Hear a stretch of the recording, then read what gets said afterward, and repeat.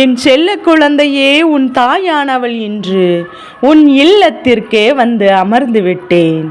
என் குழந்தையே, நிச்சயமாக இன்று என் வார்த்தைகளை கேட்கின்ற என் பிள்ளை, உனக்கு நல்லது நடக்கும். எதனால் அம்மா இத்தனை உறுதியாக சொல்கிறேன் தெரியுமா?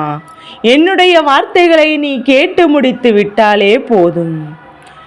உன்னுடைய மனதில் இருக்கின்ற பல குழப்பங்கள் நீங்கி உனக்கு ஒரு தெளிவு கிடைத்துவிடும். உன்னுடைய வெற்றியை நோக்கிய பயணம் நல்லபடியாக தொடர்ந்துவிடும். என் குழந்தையே, வெற்றியை விட தோல்விக்கு தான் பலம் அதிகம். வெற்றி ஒருவரை சிரித்து மகிழ வைக்கும், ஆனால் தோல்விதான் ஒருவரை சிந்தித்து வாழ வைக்கும் என்பதை மறந்துவிடக்கூடாது. தோல்வி என்ற ஒன்று எல்லோருக்கும் வரும். அதனால் எப்போதும் எந்த ஒரு சந்தர்ப்பத்திலும் அதை யோசித்து அடுத்தது எப்படி கொண்டு செல்ல வேண்டும் என்பது மட்டும்தான் உன்னுடைய எண்ணமாக இருக்க வேண்டுமே தவிர ஒருபோதும் அதிலிருந்து அப்படியே நிற்பதல்ல. உன் தோல்விக்கு பின்னால் நீ மட்டும்தான் இருப்பாய். ஆனால் உன்னுடைய வெற்றிக்கு பின்னால் நீ பட்ட 1000 வலிகளும் வேதனைகளும் இருக்கும். அதுதான் உண்மை.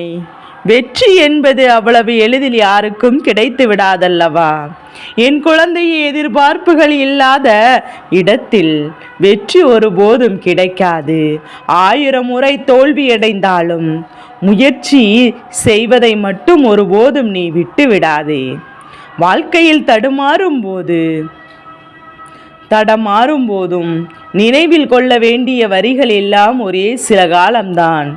எதுவும் நிலையில்லை, இதுவும் கடந்து போகும் என்பது மட்டும் நினைவில் வைத்து விட்டால் போதும். என் அன்பு குழந்தையே, நிச்சயமாக எந்த சூழ்நிலையிலும் மீண்டும் தடுமாற மாட்டேன் என்று எண்ணிவிட மாட்டேன். என் குழந்தையே, காய்ந்த இலைகளை பார்த்திருக்கின்றாயா? நேற்று அதன் பெயர் இலை, இன்று சிலருக்கு அது சறுக்கு, அது குப்பை. அவ்வளவுதான். நீயும் தேவைப்படும் போது இலை, தேவையில்லை என்றால் உன்னை குப்பையாக மாற்றி விடுவார்கள். இந்த மனிதருடைய எண்ணங்களும் அவர்களுடைய சிந்தனைகளும் அப்படிதான் இருக்கும்போது அதை யாரால மாற்றிவிட முடியாது. அதனால்தான் அவர்கள் நம்மை இப்படி நினைக்கின்றார்கள் என்று தெரிந்த பிறகும் மீண்டும் மீண்டும் அவர்களுக்குள்ளேயே சென்று சிக்கிவிட எண்ணி விடாதே. என் பிள்ளையே, எல்லா விஷயங்களையும் மக்க செய்து அழித்துவிடும். மண்ணானால் அதன் மீது ஒரு விதையை போட்டுமானால் அதை மட்டும் உயிர்விக்க முடியும். உயிருள்ள எந்த ஒரு விஷயத்தையும் அது அப்படியே மக்க விட்டு விடாது. நிச்சயமாக அதற்கு உயிர் கொடுக்க வேண்டும் என்று நினைக்கும். ஆனால் இந்த மனிதர்கள் உணர்வுள்ள ஒரு உயிரை காயப்படுத்துகிறோம் என்று கூட யோசிக்காமல் எதிரில் இருக்கின்ற மனிதனை சர்வசாதாரணமாக காயப்படுத்தி கண்ணீர் வடிக்க வைத்து விடுகிறார்கள். அதுபோலதான் அவர்களுக்கென கொடுக்கப்பட்டிருக்கின்ற குணம். இதை யார் நினைத்தாலும் மாற்ற முடியாது. அவர்களாக நினைக்க வேண்டும், அவர்களாக யோசிக்க வேண்டும். நாம் இது போன்று செய்யக்கூடாது என்று அவர்களாக யோசிக்க வேண்டும். என் குழந்தையே, சிலருக்கு இலையாக இருப்பதும், சிலருக்கு கிளையாக இருப்பதும், சிலருக்கு மரமாக இருப்பதெல்லாம் அவரவர்கள் நம்மை புரிந்து கொள்ளும் விதத்தை பொறுத்து. அதனால் எதை கண்டும் நீ எப்போதும் வருத்தம் கொள்ளாதே. யார் உன்னை என்னவாக செய்கிறார்கள் என்று சொல்லி ஒருபோதும் என் பிள்ளை நீ யோசிக்காதே. உன் வாழ்க்கையில் உனக்கு என்னவாக மாறும், உன் வாழ்க்கை உனக்கு எதுவாக வேண்டும் என்பது உன்னுடைய கையில்தான் இருக்கின்றது. என் குழந்தையே, வாழ்க்கை சொர்க்கமாக வேண்டுமென்றால் பணம் மட்டுமே காரணமில்லை. ஆனால் நகரமாக வாழ்வதற்கு இந்த வனம் இல்லை என்கின்ற ஒரு விஷயம் மட்டுமே காரணமாக மாறிவிடும். அம்மா சொல்வது உனக்கு புரிகின்றதா? பணம் இல்லாததனால்தான் நிச்சயமாக இந்த வாழ்க்கை நகரமாகத்தான் மாறிவிடுகிறது. சுற்றி இருக்கின்ற மனிதர்களின் குணம், அவர்களுடைய எண்ணம் என்று எல்லாமே இந்த பணம் ஒன்றை தான் சார்ந்திருக்கின்றது. ஆனால் இறை நம்பிக்கை கொண்ட பிள்ளைகள் யாரும் பணத்தின் பின்னால் அதிகமாக ஓய்வெடுப்பதில்லை. தேவைப்படும் போது என்று எண்ணி விடுகிறார்கள். என் குழந்தையே, தெய்வத்திடம் என் பிள்ளை வந்து நிற்கும் போது என்ன நினைக்கின்றது என்று தெரியுமா? நீ எனக்கு கொடுக்கின்ற கஷ்டங்கள் எல்லாம் நிச்சயமாக அனுபவிக்கும் போது அப்போது உன்மேல் எனக்கு கோபம் வரத்தான் செய்கின்றது. ஆனால் அதை விட உன் மீது எனக்கு பாசம் அதிகமாக இருக்கிறது. நீ என்ன கஷ்டம் கொடுத்தாலும் என்னால் உன்னை வெறுக்க முடியாது, என்னால் உன்னை மறக்கவும் முடியாது என்று தெய்வத்தின் முன்னால் நின்று ஒரு பிள்ளை சொல்லிக் கொண்டிருக்கிறது என்பதை மறந்து விடாதே. நிச்சயமாக தெய்வம் அவர்களை எந்த அளவிற்கு மகிழ்ச்சி படுத்துகிறது என்பதையும் நீ புரிந்து கொள்ள வேண்டும். தெய்வத்தினுடைய அன்பும் அந்த பிள்ளையினுடைய அன்பும் ஒரே அளவில் இருந்தால் மட்டும்தான் இது போன்ற ஒரு விஷயத்தை காண முடியும். என் குழந்தையே, நன்றி உள்ளவர்கள் எப்படி இருப்பார்கள் என்று இதுவரையிலும் நீ பார்த்ததில்லை. ஆனால் நன்றி கெட்ட மனிதர்கள் எப்படி இருப்பார்கள் என்று நீ நிறைய நேரம் உன் வாழ்க்கையில் நீ பார்த்திருக்கின்றாய் அல்லவா? நிச்சயமாக இந்த மனிதர்கள் இதையெல்லாம் யார் நமக்கு எவ்வளவு பெரிய உதவிகளை செய்தாலும் ஒருபோதும் அவர்களுக்கு மீண்டும் உதவிகளை செய்வதற்கு மனமில்லை என்றால் கூட பரவாயில்லை. அவர்களுக்கு கஷ்டங்களையும் அல்லவா சேர்த்து கொடுக்கிறார்கள். எப்போதுமே அது போன்ற ஒரு நல்ல விஷயம் நாம் வாழ்க்கையில் நடந்ததற்கு இவர்கள்தானே காரணம் என்று நீ ஒரு துளி அளவிலும் இவர்கள் நினைப்பது கிடையாது. என் குழந்தை, எல்லா தவறுகளையும் துரோகத்தையும் செய்துவிட்டு எவ்வளவோ ஒருவரை பார்த்து பேசிவிட்டு கொஞ்சம் கூட மனதில் உறுத்தல் இல்லாமல் வாழ்ந்து கொண்டிருக்கிறார்கள்.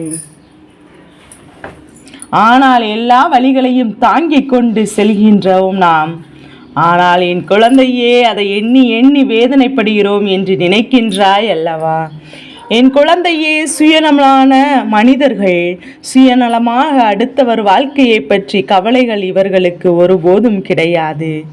ஆனால் தன் வாழ்க்கையில் ஒரு பிரச்சனை என்றால் அதற்கு இவர்கள் முதலில் ஓடி வர வேண்டும் என்று எண்ணுவார்கள். இது போன்ற மனிதர்கள் மத்தியில் நீயும் சற்று சுயநலமாக இருப்பதில் எந்த ஒரு தவறும் இல்லை. யாரையுமே நாம் எந்த அளவிலும் குறை சொல்லிவிட முடியாது. ஏனென்றால் அவர்களுக்கு கொடுக்கப்பட்ட கதாபாத்திரத்தை கச்சிதமாக நடித்து கொண்டிருக்கின்றார்கள். இங்கு எல்லோருமே மாயை என்பதை தெய்வம் ஒரு நாள் உனக்கு புரிய வைக்கும். மாயை என்று உணர்ந்த பிறகு நிச்சயமாக அந்த வாழ்க்கை உன்னை வாழ வைப்பார். பக்குவம் வருவதற்காக தெய்வம் பரீட்சையும் வைப்பார். பரீட்சை முடிந்த பிறகு உனக்கு அணைப்பார் என்பதை மறந்து விடாதே. நான் அல்லவா உன்னை வழிநடத்தி கொண்டிருக்கின்றேன். என் குழந்தைக்கு எப்போதும் எதிலும் எந்த விதத்திலும் வெற்றியை இது சத்தியம் என்று நிச்சயமாக உன் தாயானவள் உன்னிடம் சொல்கிறேன். மற்றவர்கள் குடியை நீ கெடுத்தால் உன் குடியை கெடுக்க ஒருவன் நிச்சயமாக வருவான் என்பதை நீ புரிந்து கொள்ள வேண்டும். என் குழந்தையை, எந்த நிலையிலுமே வாழ்க்கையில் நீ எப்போதும் தனிமைப்படுத்தப்படும் போது வருந்தி விடாதே. எந்த நேரத்தை நினைத்து என் பிள்ளை நிச்சயமாக உன்னை சுற்றி உள்ளவருடைய சுயரபம் உனக்கு தெரிய வரும்போதும் தன்னுடைய சுற்றி உள்ளவர்கள் எவ்வளவு போலியானவர்கள் என்றும் தனிமைதான் மனிதர்களின் வாழ்க்கையை செதுக்குவது என்பதை மறந்துவிடக்கூடாது. அப்படி உன்னுடைய வாழ்க்கையை செதுக்கி கொண்டிருக்கின்ற இந்த விஷயங்கள் எல்லாம் ஒவ்வொன்றையும் எக்காரணம் கொழுந்தும் என் குழந்தை நீ விட்டுவிடாதே.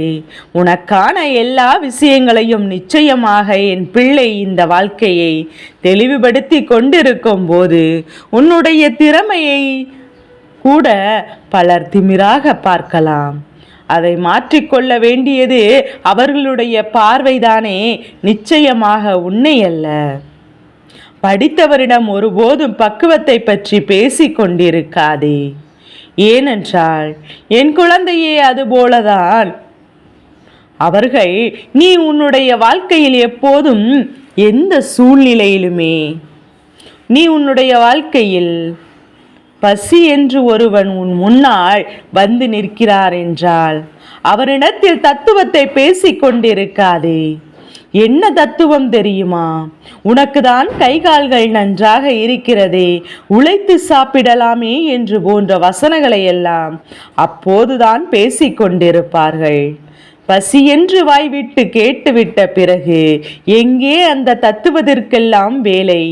உண்மையாகவே அவருடைய பசியை உன்னால் போக்க முடிந்தால் நிச்சயமாக உன்னை விட மிக பெரிய பாக்கியசாலி வேறு யாரும் இங்கு கிடையாது என்பதை நீ புரிந்து கொள்ள வேண்டும். ஒரு சில நேரங்களில் தெய்வமே உன் முன்னால் இது போன்ற ரூபத்தில் வந்து கூட நிச்சயமாக உன்னிடத்தில் யாசகம் கேட்டு நிற்பார்கள். உன்னை சோதிப்பதற்காக கூட இது போன்ற சில விஷயங்கள் உன் வாழ்க்கையில் எல்லாம் நடக்கலாம். ஆனால் என் பிள்ளை, எல்லாவற்றையும் தெய்வத்தின் அருள் என்று எடுத்துக்கொண்டு நீ சரியாக புரிந்து கொண்டு நடந்து கொள்ள தயாராக இரு.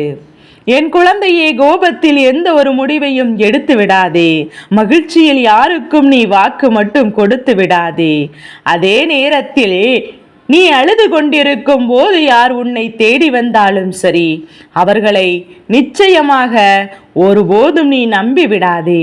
என் குழந்தையே, ஒரு பறவை தன்னுடைய சிறகுகளை தான் நம்புகின்றது. அது நீ அமர்ந்திருக்கும் கிளையே அல்ல. நீ உன்னை நம்பு, நிச்சயமாக உனக்கு வெற்றி கிடைக்கும். உன் மீது உனக்கு இருக்கின்ற நம்பிக்கைதான் உன்னை நல்லபடியாக வாழ வைக்கும் என்பதை நீ எந்த நிலையிலும் மறந்து விடாதே. நல்லபடியாக என் குழந்தை, ஏமாற்றுவதற்கு தான் அறிவு வேண்டுமே தவிர ஏமாறுவதற்கு அன்பு ஒன்றும் போதுமானது. இங்கு உனக்கானது உன்னுடைய அன்பை தான் அவர்கள் சாதகமாக பயன்படுத்தி கொள்ள நினைக்கின்றார்கள். அதனால் இதையெல்லாம் என்னவென்று உணர்ந்து உன்னை தேடி வருகின்ற எல்லா மாற்றங்களையும் என்னவென்று புரிந்து நீ நல்லபடியாக உன்னை தேடி வருகின்ற வாழ்ந்து விட வேண்டும். நல்ல நிலைக்கு இந்த வாழ்க்கையை அழைத்து சென்று விட வேண்டுமல்லவா என்ற எண்ணத்தோடு என் பிள்ளை, நீ எப்போதுமே நீ சரியாக பயணித்து கொண்டே இருக்க வேண்டும். உண்மையான உள்ளத்தை காயப்படுத்தியவர் எவரானாலும் பொய்யான ஒரு விடத்தில் நாம் தன்னுடைய அழிவை சந்திப்பார்கள் என்பதை நீ மறந்து விடாதே. அதனால் என்ன நடந்தாலும் சரி, எது நடந்தாலும் சரி, உனக்கு நல்ல விஷயங்களில் நடக்கக்கூடிய அத்தனை நல்ல விஷயங்களும் நிச்சயமாக என்றென்றும் உன்னை நல்லதே நடக்கும் என்பதை புரிந்து கொண்டால் போதும். என் குழந்தையே, உன் வாழ்க்கையில் உன் தாயானவள் இன்று இந்த விடியலில் உன்னிடத்தில் பேசிய ஒவ்வொரு வார்த்தைகளும் நிச்சயமாக உனக்கு நினைவில் இருக்கட்டும். என்ன நடக்கும், எது நடக்கும் என்றெல்லாம் என் பிள்ளை நீ சொல்லி கலங்கி நிற்பதையெல்லாம் போதும். இனி நடக்கக்கூடிய விஷயங்கள் அத்தனையும் நல்லதாகவே நடக்கும். நீ விரும்பியது போல உன் வாழ்க்கை மீண்டும் உன் கைகளில் கொடுக்கும். நீ தடமாறி சென்றதெல்லாம் இந்த வாழ்க்கை உனக்கு மீட்டு கொண்டு வரும். இந்த வாழ்க்கையை உனதாக்கி கொடுக்கும் என்பதை மறந்து விடாதே. என் குழந்தையே, என்ன நடந்தாலும் சரி, நீயாக இருந்து உன்னுடைய வாழ்க்கையில் உனக்கான வெற்றியை நிச்சயமாக பெறும் வரையிலும் உன் அம்மா உனக்கு கை கொடுத்து உன்னோடு உதவியாக இருப்பேன் என்பதை மறந்து விடாதே. எத்தனை பேர் உன்னை விட்டு விலகி சென்றாலும், எத்தனை பேர் உன்னுடைய தேவைகள் முடிந்தது என்று உன்னை விட்டு நீங்கினாலும் சரி, உன் அம்மா எந்த நிலையிலும் உன்னை விட்டு விலக மாட்டேன். எப்பேற்பட்ட கஷ்டத்திலும் நான் உனக்கு உறுதுணையாக இருந்து உன்னுடைய சொந்த முயற்சியினால் நிச்சயமாக மிகப்பெரிய வெற்றியை பெறுவாய். நீ விரும்பிய ஒரு வாழ்க்கையை நிச்சயமாக அடைந்து விடுவாய். எல்லையற்ற அன்பிற்கு இந்த வாழ்க்கையில் மற்றவர்கள் கொடுக்கின்ற பரிசு ஏமாற்றமாகவும் இருந்தாலும் சரி, நான் நிச்சயமாக எல்லா இடங்களிலும் உன்னை தலை நிமிர்ந்து வாழ வைப்பேன் என்பதை மட்டும் நீ மறந்து விடாதே. என் செல்ல குழந்தைக்கு இந்த வராகி அம்மாவினுடைய ஆசீர்வாதங்கள் எப்போதும் என் குழந்தைக்கு முழு மனதோடு கிடைத்து கொண்டே இருக்கும்.